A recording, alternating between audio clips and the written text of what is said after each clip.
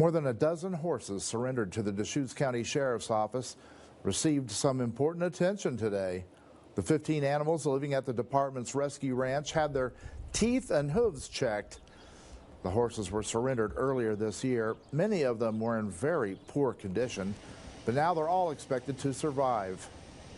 It's still a long road to full recovery. We expect another few months or up to 6 months, but she has been doing well, and we're really happy with the progress. Sheriffs say the horses are starting to get their personalities back, and some are able to run again. Only a small portion of their hooves can be removed at a time, so the horse can slowly adjust to the new shape. Vets will have to revisit them several more times. Think Wild, a wildlife hospital in Bend, is currently treating a bald eagle suffering from lead toxicity. The eagle was brought in after someone saw the bird on the ground for a few days and noticed it could not fly. Think Wild says it's likely the eagle fed on a carcass killed by hunters using lead ammunition. In just the last 3 years, it's treated 20 birds with lead poisoning. News Channel 21 is going to keep you updated on this eagle's hopeful recovery. We also plan a deep dive into the use of lead ammunition. Fees for people wanting to build homes in Bend are on the rise. Now developers fear a downturn in business.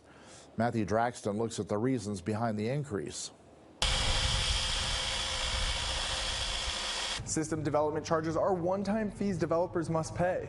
The Bend City Council chose to increase those charges in order to address city growth costs as well as to align with council priorities such as housing affordability.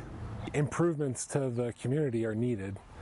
However, in the short term, it's really challenging. It's just eliminating a lot of buyers from building homes. Riley Hayes, the owner of Well Built Homes, expects smaller construction companies and home builders to be the ones who bear the burden of increased fees. Being a small business owner in this community, it's hard to get started, and then once you get the lights on, it's hard to keep them on. Clients, he says, have already been hesitant because of the fees. I don't know what that looks like necessarily. It's affordable housing at $800,000 is kind of not affordable for most people in this community.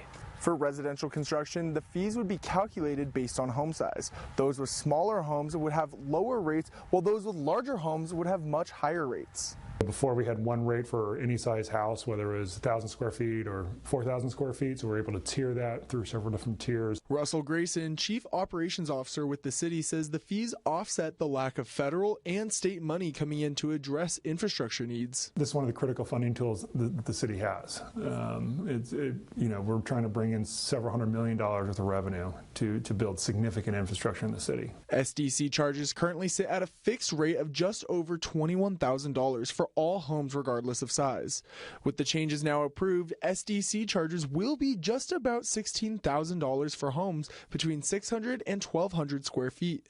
Homes at 3,000 square feet or larger will see fees increase to about $31,000. They're actually lowering fees on starter homes, workforce housing, and the kind of housing we actually need for people who work here. I think this is a very positive development. David is with Bend YIMBY, a nonprofit that advocates for affordable housing. He argues SDCs are not ideal, but agrees the tiered fee system is a good step. We don't have a housing shortage of, McMansions and large homes. We have a shortage of the more affordable types of housing. SDC fee increases will also affect the business sector of Bend. Those charges will be based on water usage, sewer, and transportation impacts. When will this increase begin? Well, so it was decided on May 1st, and these increases will take effect on July 1st. All right. Thank you, Matthew. Tonight, of course, we want to ask this question. Do you think the higher SDC fees will lead to fewer new homes in Bend? To weigh in, head over to our web poll on the KTVZ.com homepage, or you can scan the QR code there you see on the left-hand side of your screen. That takes you directly to our online web poll. You're about to hear a wild tale, tragic and fanciful. This weekend, you can see a play based on one of Central Oregon's darkest secrets. High Desert Horror and the Lava Lake Murders is a collaboration between a local playwright and the Deschutes Historical Museum. The play uses historical records to bring justice to 4 unsolved murders on their 100th anniversary. It points the finger at one Ray Van Buren Jackson, who may have been Oregon's first serial killer. This is an amazing, true story that happened right here in our own backyard that's relatively unknown, but contains some of the most grisly, gruesome details of any true crime story, and this story needs to be heard. If you're a true crime lover, a local Oregonian, if you live in Central Oregon, you have to see this play. There are twists and turns and local history. It's got everything. It's an exciting play. It's a very intriguing part of Oregon's history, and it's not something to be missed. And where was that anonymous letter mailed from that revealed the location of Julius's body? Must have been Portland. And the coincidences just keep adding up. 3 members of the audience get to be selected to play small roles in each performance.